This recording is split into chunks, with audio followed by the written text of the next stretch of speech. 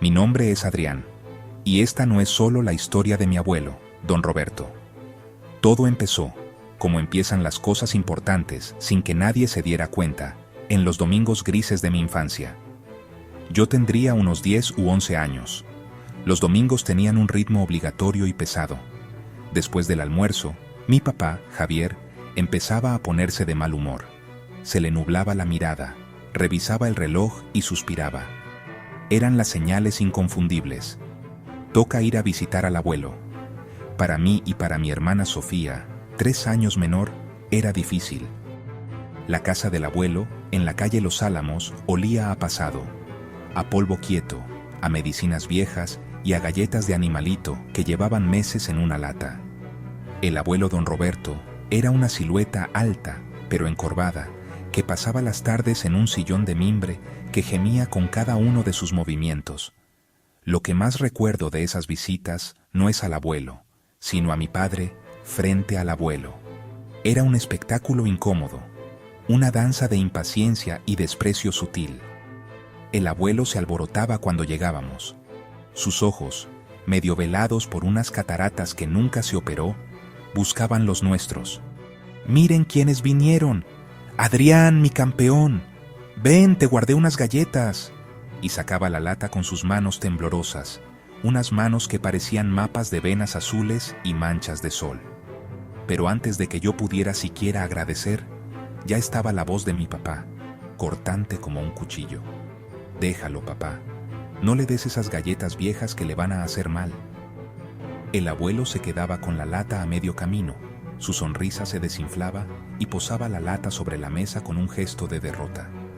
A veces intentaba contarnos algo, una historia de cuando mi papá era pequeño y se metía en líos. ¿Te acuerdas, Javier, de aquella vez que te trepaste al mango y no podías bajar? Mi papá, sin levantar la vista del teléfono donde revisaba correos de trabajo, refunfuñaba: «Ya, papá, no empieces con los mismos cuentos de siempre. Los chicos no están interesados en eso». Y era cierto, en parte. Yo no estaba interesado. El abuelo hablaba lento, se repetía, a veces se le olvidaba la palabra que iba a decir y se quedaba mirando al vacío con una expresión de susto que me daba un poco de pena, pero sobre todo me daba vergüenza ajena. Me refugiaba en mi propio teléfono, buscando cualquier distracción. Sofía, más pequeña y de corazón más blando, a veces se sentaba en el piso cerca de él y le hacía dibujos. Pero el ambiente general era de un fastidio denso, emanado de mi padre, y que nos envolvía a todos como una niebla espesa. Las llamadas eran el prólogo de estas visitas. Casi siempre ocurrían en el peor momento, en medio de la cena, cuando mi papá acababa de llegar del trabajo y se desplomaba en el sofá, o durante una película familiar. El tono de llamada del abuelo era distinto, un timbre insistente y antiguo. Papá miraba la pantalla, cerraba los ojos un segundo, como pidiendo paciencia, y contestaba: «Sí, papá». «¿Qué pasa? ¿Otra vez la llave del lavadero?» «Roberto, por Dios, te dije que llamaras al plomero. Anoté el número en un papel azul en tu refrigerador». «No, ahora no puedo ir. Es de noche. Mañana, si puedo, pero no te prometo nada». «Sí, sí, cuídate». Colgaba, y entonces soltaba el suspiro. Un suspiro que no era solo aire, era un sonido cargado de todo el peso del mundo. «Este hombre», decía, a veces dirigido a mi mamá, Carla, a veces al universo en general. «Es que no puede ser, siempre es algo. Una llave que gotea, una bombilla fundida, que si le duele la rodilla, que si no le llega la pensión. Es una carga constante». La palabra carga resonaba en la sala. Mi mamá intentaba suavizar las cosas. «No digas eso, Javier.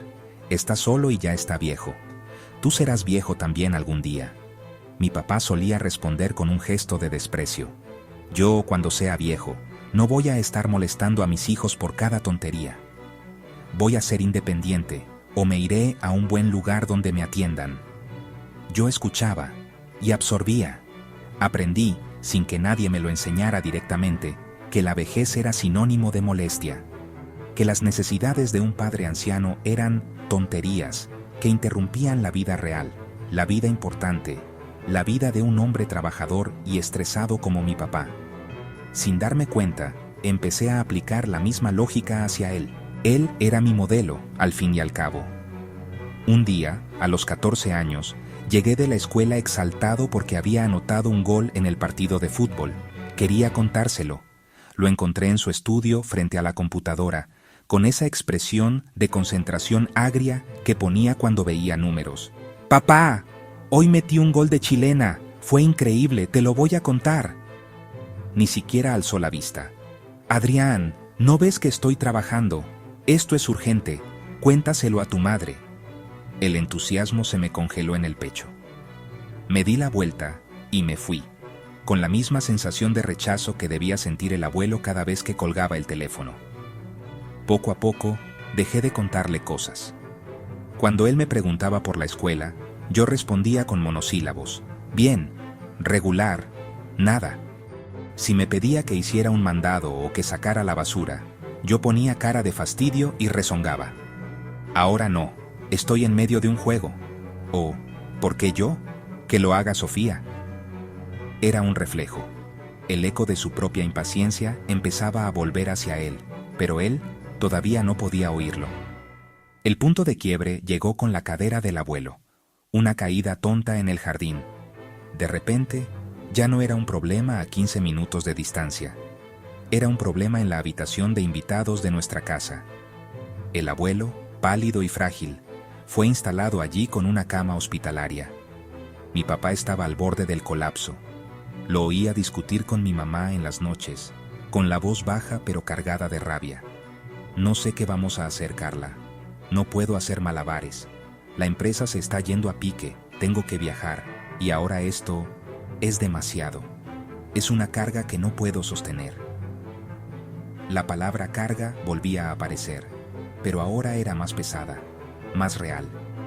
Fue entonces cuando empecé a ver cambios extraños en mi padre. Cambios pequeños, casi imperceptibles al principio. Una madrugada me desperté para ir al baño. La luz del pasillo estaba encendida y vi la silueta de mi papá saliendo del cuarto del abuelo. Caminaba despacio, con los hombros caídos. Se detuvo frente a la ventana que daba al jardín y se quedó allí, inmóvil, por mucho rato. No estaba mirando el teléfono, solo miraba la oscuridad. Su espalda, que siempre la vi rígida, de repente se veía vulnerable.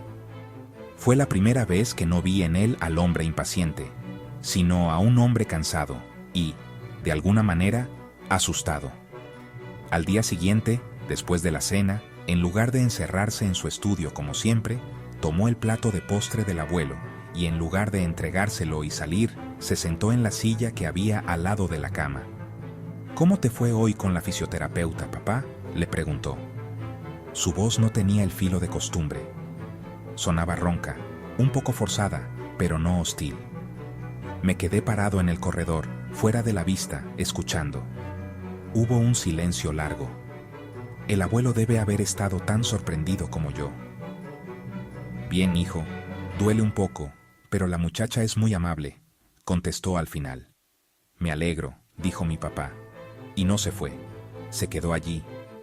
No hablaron mucho más esa noche, pero la ausencia de prisa era un sonido nuevo en la casa. Ese fue el comienzo. Papá empezó a hacer eso a menudo. Se sentaba. A veces le leía los titulares del periódico, o le ponía el partido de fútbol en la tele pequeña de la habitación. Una tarde los escuché reír. Fue un sonido tan extraño y a la vez tan natural que Sofía y yo nos miramos con incredulidad. Asomamos la cabeza por la puerta.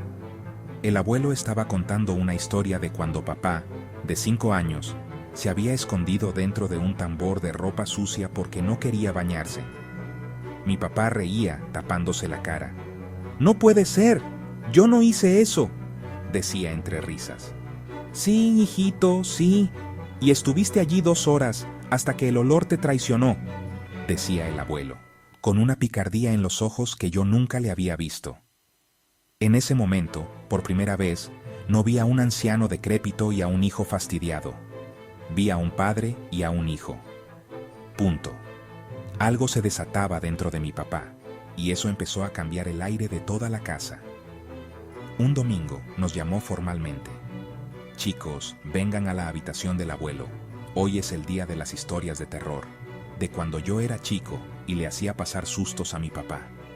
Sofía fue corriendo. Yo, ya con 16 años y la rebeldía a flor de piel, puse el ojo en blanco. ¡Qué pereza!, dije, exactamente con el mismo tono de desinterés que él usaba antes. Él no me regañó, me miró. No con enojo, sino con una tristeza profunda y comprensiva, como si acabara de ver en mí el reflejo exacto de lo que él había sido. Solo un rato, Adrián. Hazlo por mí, dijo suavemente. Era una súplica, no una orden, y eso me desarmó. Entré, y me enganché. El abuelo, con su nuevo auditorio y con la mirada de mi papá animándolo, se transformaba. Dejaba de ser el viejo que balbuceaba. Era un narrador. Nos contó cómo conoció a la abuela Rosa en un baile y cómo su padre, mi bisabuelo, no quería que se juntara con ella porque era muy alegre. Nos contó de sus primeros trabajos, de los sueños que tuvo. Mi papá escuchaba, a veces haciendo preguntas que demostraban que no sabía nada de eso. ¿En serio querías ser piloto, papá? Y yo, sentado en el suelo, escuchaba historias de mi propia sangre que eran 1000 veces más interesantes que cualquier cosa en mi teléfono. Vi el orgullo en los ojos del abuelo. Vi el respeto, nuevo y tierno, en los ojos de mi padre. Y algo dentro de mí, una costra de indiferencia adolescente, empezó a agrietarse. Vi a mi padre hacer cosas que antes me hubieran parecido impensables. Le cortaba las uñas de los pies al abuelo, con una paciencia infinita. Le lavaba el pelo sobre un balde, sosteniéndole la nuca con una mano mientras con la otra le echaba el agua tibia. Y no lo hacía con la cara de mártir, con el ¡ay! ¡Qué carga! Implícito. Lo hacía en silencio, con una concentración amorosa. Un día, el abuelo, después de uno de esos baños, agarró la mano de papá, la que le sostenía la cabeza, y la apretó. No dijo gracias, solo la apretó y cerró los ojos. Mi papá se quedó un momento así, y luego terminó de enjuagarlo con una suavidad que parecía un lenguaje en sí misma. Ese cambio en él, lento pero constante, empezó a generar un contraeco en mí. Un día, mi papá llegó con una migraña feroz. Se tiró en el sofá de la sala, pálido, con los ojos cerrados y un brazo sobre el rostro. Adrián, dijo con una voz débil que apenas salía, ¿me traes un vaso de agua y un analgésico, por favor? Por instinto, por el reflejo aprendido durante años, casi le respondo, ¿y tú no puedes? Pero en ese microsegundo, antes de que las palabras salieran, una avalancha de imágenes pasó por mi mente. Mi padre sosteniendo la cabeza del abuelo bajo el agua tibia. Mi padre sentado a la orilla de la cama, escuchando. Mi padre riendo con él. El carga se transformó en mi cabeza, en papá. Sin decir nada, me levanté, fui a la cocina, busqué la pastilla, llené un vaso con agua fría y se lo llevé. ¿Te pongo un paño húmedo en la frente?, pregunté. Él bajó el brazo y me miró. No era la mirada del hombre estresado, era una mirada de asombro, de gratitud profunda y de algo más, algo que parecía reconocimiento. Sí, por favor, dijo, y su voz sonó ronca. Cuando le coloqué el paño húmedo, él puso su mano sobre la mía y la apretó, igual que el abuelo había hecho con él. Fue un círculo que se cerró en silencio, en un instante. El abuelo murió 2 años después, una tarde de otoño, con mi padre sosteniéndole la mano. No fue dramático, fue pacífico. Papá lloró esa noche de una manera que nunca lo había visto llorar. No era un llanto decoroso, era un llanto de duelo, sí, pero también de arrepentimiento inmenso. Yo me senté a su lado en el sofá, en la misma sala donde antes él había soltado tantos suspiros de fastidio, y no dije nada. Solo puse mi mano en su espalda, que se sacudía con los sollozos. Él se inclinó y apoyó la cabeza en mi hombro, y lloró hasta quedarse sin fuerzas. En ese momento, más que su hijo, me sentí su padre. O quizás sentí que era simplemente su humano, sosteniendo a otro humano en su dolor. La jerarquía se había desdibujado. Los años pasaron. Terminé el colegio. Entré a la universidad. Ahora tengo 22. La relación con mi papá es diferente. Hablamos, de verdad. A veces tomamos un café los sábados y hablamos de fútbol, de política, de mis estudios. Él ya no es el hombre de ceño perpetuo. Aprendió a sonreír con los ojos. La empresa sigue siendo dura, pero él maneja el estrés de otra manera. A veces, cuando veo que se cansa, le ofrezco ayudarle con algo sin que me lo pida. Es un gesto natural. Hace poco, tuve un problema con mi compañero de departamento en la ciudad donde estudio. El tipo es un desastre, no limpia, no paga a tiempo su parte de los servicios y siempre tiene una excusa. Estaba en casa de mis padres un fin de semana y en la cena exploté. Me quejé amargamente. Es un irresponsable, papá, un parásito, no hace nada, solo estorba. Es una carga insoportable, de verdad. La palabra salió de mi boca con una naturalidad aterradora. Carga. Mi papá, que estaba tomando su café después de la comida, dejó la taza sobre el plato con un pequeño tintineo. No dijo nada al principio. Mi mamá y Sofía siguieron comiendo en silencio. Él me miró, no con enojo, sino con una mirada profunda, serena, la mirada de quien ha visto esta película antes y conoce el final. Adrián, dijo al fin, con su voz ahora más calmada y grave. ¿Sabes? Esa palabra, carga, es una de las palabras más pesadas que existen. Yo la usé mucho. Durante años fue la palabra que definió a tu abuelo en mi mente. La carga de mi padre. Y cada vez que la pensaba, me liberaba un poco de mi responsabilidad. Porque si algo es una carga, lo que quieres es quitártela de encima, ¿no? Hizo una pausa, tomando un sorbo de café. Lo que no entendía entonces es que al llamarlo carga, no solo lo estaba reduciendo a un problema, sino que estaba escribiendo el manual para mi propia vejez. Le estaba enseñando a ti y a tu hermana, día tras día, cómo se trata a alguien que ya no es productivo, que necesita ayuda, que es lento. Les estaba enseñando que eso es una carga, y tú, sin querer, lo aprendiste muy bien. Lo aplicaste conmigo un tiempo, cuando eras adolescente, y ahora lo aplicas con tu compañero.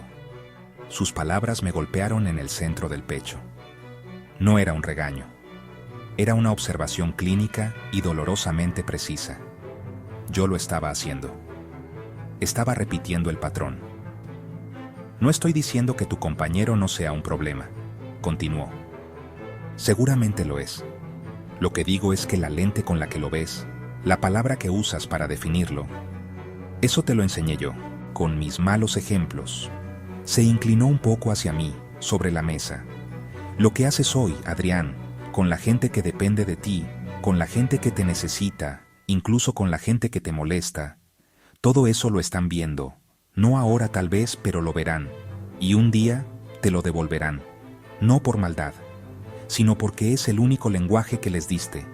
Si les enseñas con tus actos que la necesidad es una carga, gritarás carga contra la montaña, y el grito que vuelva te ensordecerá. Si les enseñas, aunque sea difícil, que la necesidad es una oportunidad para cuidar, entonces el susurro que regrese te traerá paz. Se recostó en la silla, y su mirada se perdió por la ventana, hacia el jardín donde el viejo árbol de mango del abuelo aún da frutos. Con tu abuelo, yo aprendí a susurrar cuando ya casi era tarde, pero tú, hijo, lo oíste, y porque lo oíste, ahora tienes la opción de elegir tu propio sonido, desde ya. Esa noche, en mi habitación de la infancia, sus palabras resonaron. Finalmente lo entendí todo. No es una maldición, es física emocional, es la ley del eco, pura y simple.